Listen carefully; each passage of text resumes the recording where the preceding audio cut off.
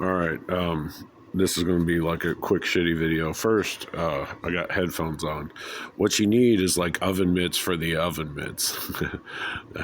No, that's not the right thing. Earmuffs, like a knitted sweater for the earmuffs, so that way they can be like an actual earmuff, and you can do audio. But then during the summer, you can take the earmuffs off, or the knitted sweater. I'm trying to figure out my techniques again because I'm trying to remember what I did when I first started recording. I didn't use these apps. I didn't have the option for Android, so it's reapplying that old Windows technique to Android. Now, Android was out back in 2014, but their capabilities were so they were trying to figure out their protocols and techniques. So we're going to do another video. God, my brain's all fried now.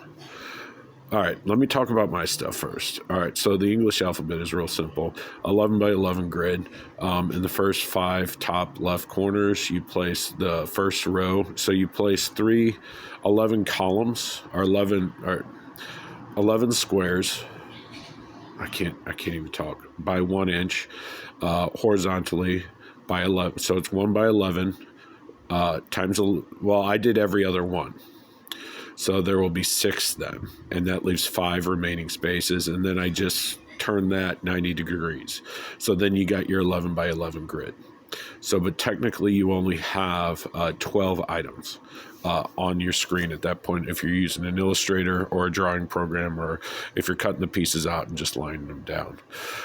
But that top left corner, you do a 1 inch by 4 inch vertical, 4 or 5 inch vertical, and then you do so it's 5 by 5, and then you do 3 lines to make an E, a capital E. All right, then you skip a column, and then you realize that the top of the E and the bottom of the E match up with the horizontal lines of the F, and you expand the F to the very bottom of the chart. So it's 1 inch by 11 is your straight line, and then you've got an additional 4 by 1 horizontal that matches the E's bottom and top thing. And then what you do, you'll see that it's divided into 3 different separate areas, and you count those squares. So the top of the F has 12 different characters, and that's the first thing you need to understand with this process. And then the bottom part has 16, and then if you count all the remaining squares, it's technically a hand with a bent thumb into the E if you look at it. And then I don't know, I think it's a pen is what that middle one is, the bottom middle of the E. Versus the top is the thumb. It wraps around. It's trying to teach you how to write, but that's 49 squares. The bottom 6 by 6 is 36, and then you add the rest, you get 49. So it's literally saying ID 12 and 16. So additionally, the H and I match up, but because you just counted the negative squares. So what you do is implant a line in the negative space of the I and E, and you overlap them. So you clear out the 11 by 11 grid. All right. You go to the 6th row, you count 5 lines every 90 degrees. So you go from any corner, count 6 over, and if you're at the bottom, it goes vertical, 1 inch horizontal, 5 inch vertical, go 90 degrees, and then, yeah. So you're basically making a crosshair with the middle as one thing.